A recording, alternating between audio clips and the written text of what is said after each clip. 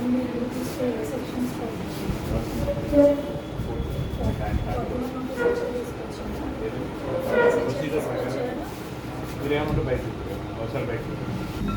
నమస్కారం. నా పేరు బొజ్జా ఐశ్వర్య. నేను ఇండిపెండెంట్ సోషల్ యాక్టివిటీస్ని. ఈరోజు పిఠాపురం టౌన్ పోలీస్ స్టేషన్కి రావడం జరిగింది. రావణ్ ప్రశ్న ఒక ఇండిపెండెంట్, ఆయన సోషల్ యాక్టివిటీస్ ఎన్నో ఉద్యమాలు చేసిన ఆయన అక్రమంగా హైదరాబాద్లో నిన్న రాత్రి 11:30కి అరెస్ట్ చేసి పిఠాపురం వితౌట్ నోటీసులు తీసుకురావడం జరిగింది. దాన్ని నేను ఖచ్చితంగా ఖండించి ఇక్కడికి రావడం జరుగుతోంది. శ్రావణ్ కుమార్ గారు కూడా ఒక 10-15 మినిట్స్లో ఇక్కడ చేరుకుంటున్నారు. కూటమి ప్రభుత్వం వచ్చాక సామాన్య ప్రజల మీద, గొంతున్న వాళ్ళ మీద ఎంత దౌర్జన్యంగా ప్రవర్తిస్తున్నారంటే, ఈ చేతగాని పవన్ కళ్యాణ్ ఒక దద్దమ్మ తన్ని ప్రశ్నిస్తుంటే సమాధానాలు లేక ఇలా సామాన్య ప్రజల మీద, గొంతున్న వాళ్ళ మీద చూపిస్తున్నారు. 2029 ఎలక్షన్లో కొనిదెల పవన్ కళ్యాణ్ ఖచ్చితంగా నిన్న అహంకారం గద్దె దింపకపోతే నా పేరు బొజ్జా ఐశ్వర్యయే కాదు. నువ్వు కాకినాడ వస్తే హౌస్ అరెస్టులు చేస్తావు, నన్ను RRR గాడు వస్తే చేస్తావు. ఏం జరుగుతుంది రాష్ట్రంలో? నీ అబ్బసొబ్బేమన్నా అనుకున్నావే ఏంటి? ఇక్కడ ఎక్కడో హైదరాబాద్లో నుంచి వచ్చినోడు నువ్వే అక్కడ ఉంటే లోకల్ ఇక్కడ మేము. నీకు స్క్రిప్టులు రాయాలేమో, మాకు స్క్రిప్ట్లు అక్కర్లే. ఉద్యమాలు చేసి వచ్చిన వాళ్ళం. నేను కడుపులో ఉన్నప్పటి నుంచి మా అమ్మ నాన్న ఉద్యమాలు చేసిన వాళ్ళు. 10 తరాల ముందు నుంచి మేము ఇదే కుటుంబాల్లో ఉన్నాం. నువ్వెంత? ఆఫ్టర్ ఆల్ నువ్వెంత? ఏ సెక్షన్లు పెట్టారని ఇలా 41 నోటీసులు ఇవ్వకుండా తీసుకొచ్చి లోపడేశారు. కనీసం చూడడానికి కూడా సిఐ గారు, ఎస్ఐ గారు ఎవరు కూడా అలౌ చేయట్లేదు. కానిస్టేబుల్ వచ్చారన్న విషయం, అరెస్ట్ చేసిన విషయం కూడా మాకు రాత్రి తెలియనివ్వలేదు. అప్పటి వరకు లైవ్లో మేము అందరం కలిసే మాట్లాడుకుంటున్నాం. ఏంటి ఇలాగ అయిపోతుంది, సామాన్య ప్రజలకి ఏంటిది అన్నట్టుగానే మేము వ్యవహరిస్తూ ఇలాగా ఏం చేస్తే బాగుంటుంది అని ముందుకు అడుగులేస్తుంటే నీకు అంత కారిపోతుందా? అరెస్టులు చేస్తున్నావు. ఎన్ని నోటీసులు ఇచ్చావు? నాకు 11 కేసులు పెట్టావు. ఏం పీకుతావయ్యా నువ్వు? నాకు అర్థం కాదు. ఏంటి చట్టాలు ఏమన్నా నీ చుట్టమా ఏంటి? ఈరోజు మొదలుకొని ప్రతి సామాన్యుడికి మేము అండగా ఉంటామని చెప్తున్నాను. నువ్వు ఏం పీక్కున్నా నువ్వు మా ఎంట్రుక కూడా పీకలేవు. నీ దమ్ము ధైర్యం ఏంటో చూపించు. దమ్ము అంటే ఫిజికల్ ఇంటిమసీ అనుకుంటారేమో, చెత్తన కొడకల్లారా. ఫిజికల్ ఇంటిమసీ కాదు, నీ ధైర్యం, నీ దమ్ము చూపించండి. మేము కూడా రెడీగా ఉన్నాం. నీకు అధికారం ఉందని ఇప్పుడు రెచ్చిపోతున్నావేమో. ఎంత ఇంకొక 2 సంవత్సరాలు తిప్పి కొడితే ఈడ్చిదంటే మళ్ళీ హైదరాబాద్లో పడతావు నువ్వు. నీకు ముందుంది ముసలి పండుగ. జాగ్రత్తగా వాళ్ళు దగ్గర పెట్టుకుని మసలు. నమస్తే. రావణ్ గారిని కలవడానికి అలౌ చేయట్లేదు. ఎవరో సిఐఎస్ఐ అని అన్నారు. ఉన్నారో లేదో కూడా మాకు తెలియదు. ఏంటండి?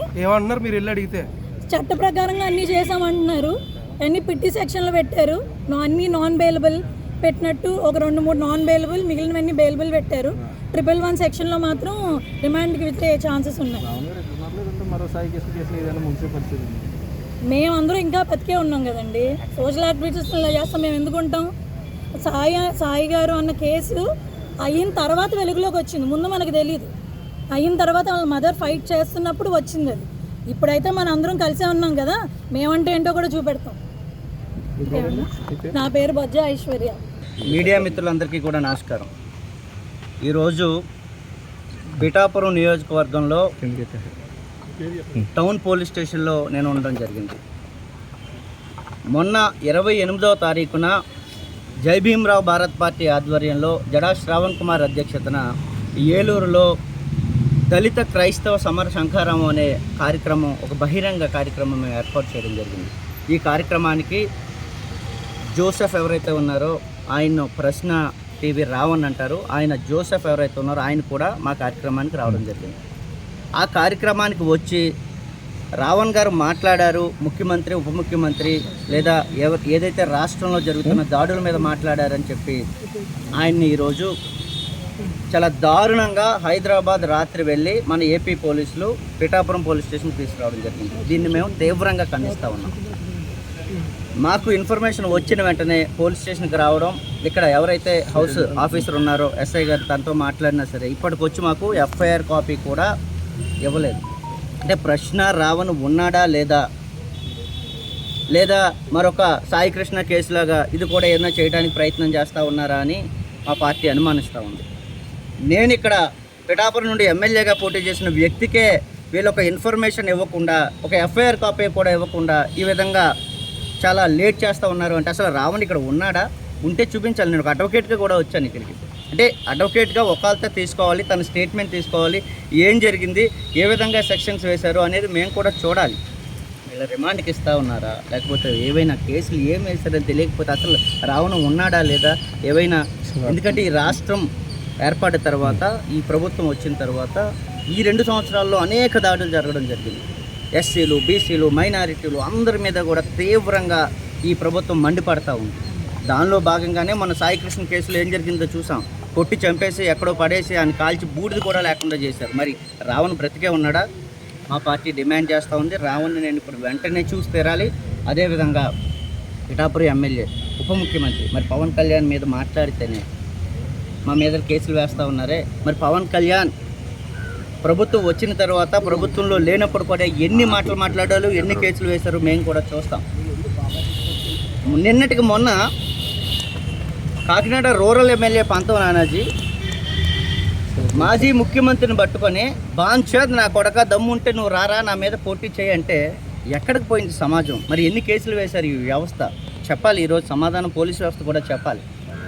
మరి నేను కూడా 2019లో పిఠాపురం నుండి కాకినాడ రూరల్ నుండి ఎమ్మెల్యేగా పోటీ చేశాను.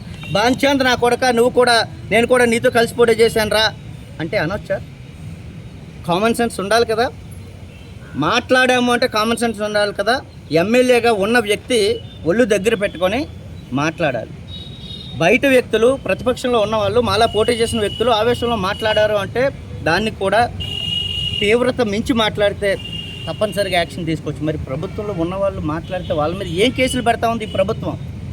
బాంచేద్ నా కొడక అంటే ఒక ఎమ్మెల్యే, ఒక జనసేన ఎమ్మెల్యే ఏం చేసింది ఈ కూటమి ప్రభుత్వం? ఎఫ్ఐఆర్ వేశారా? కంప్లైంట్ ఇచ్చి మేము చాలా రోజులైంది. అసలు కంప్లైంట్ ఉందో పడేశారో కూడా తెలియదు. 2 రోజుల క్రితం ఒక సభను ఉద్దేశించి మాట్లాడితే రాత్రికి రాత్రి రావణ్ని ఎత్తుకొని వచ్చారు అంటే మరి ఏమైపోతుంది రాష్ట్ర ప్రభుత్వం? అంటే ప్రశ్నించడానికి ఇంకా ఎవరు రారనా ముందుకి?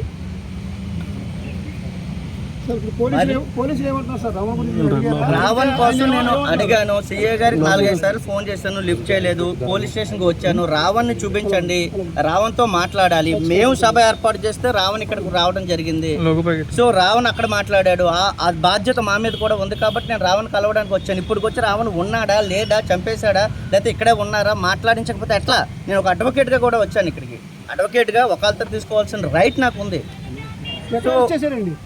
హైదరాబాద్ వెళ్ళి మన పోలీసులు అరెస్ట్ చేశారని ఇన్ఫర్మేషన్ ఉంది. అది నిజమా కాదా అనేది పోలీసు వాళ్ళే చెప్పాలి. కుటుంబీకులు కూడా ఎలాంటి సమాచారం, కుటుంబీకులు వాళ్ళ వైఫ్ కూడా అసలు ఎవరికి ఇన్ఫర్మేషన్ లేకుండా రాత్రికి రాత్రి తీసుకుని వెళ్ళిపోయారు. అసలు పిఠాపురం తీసుకెళ్లారా, కాకినాడ తీసుకొచ్చారా, రాజమండ్రి తీసుకెళ్లారు, అసలు వీళ్ళు పోలీసులా, ఏపీ పోలీసులా కాదా అనే రకరకాల భయాందోళనలో ఉంది. ఎందుకంటే ఒకప్పుడు వ్యవస్థ మీద నమ్మకం ఉండేది. ఎప్పుడైతే సాయికృష్ణ కేసు జరిగిందో అప్పటి నుండి వ్యవస్థల మీద నమ్మకం సన్నగిల్లుతూ ఉంది. కాబట్టి ఇప్పటికైనా సరే పోలీసులు వెంటనే మాకు ఎఫ్ఐఆర్ కాపీ ఇవ్వాలి. అదేవిధంగా రావణ్తో మాకు వెంటనే మమ్మల్ని కల్పించడానికి వాళ్ళు కూడా అవకాశం ఇస్తారని ఈ సందర్భంగా తెలియజేస్తూ, శ్రవణ్ కుమార్ కూడా కొద్దిసేపట్లో పిఠాపురం వస్తూ ఉన్నారు. శ్రవణ్ కుమార్ గారు కూడా మీ అందరితో కూడా మాట్లాడతారు. రాష్ట్రంలో జరుగుతున్న అన్యాయాల మీద, దాడుల మీద నిరంతరం మా గళం ఎప్పుడు కూడా వినిపిస్తూనే ఉంటాం. శ్రవణ్ కుమార్ గారు వచ్చిన తర్వాత ఇది కోర్టులో వేస్తారా లేదా, అసలు రావణనే ఉన్నాడా లేదా ఏంటనే మాకున్న ఇన్ఫర్మేషన్ కూడా మేము తన ద్వారా మీకు తెలియజేస్తాం.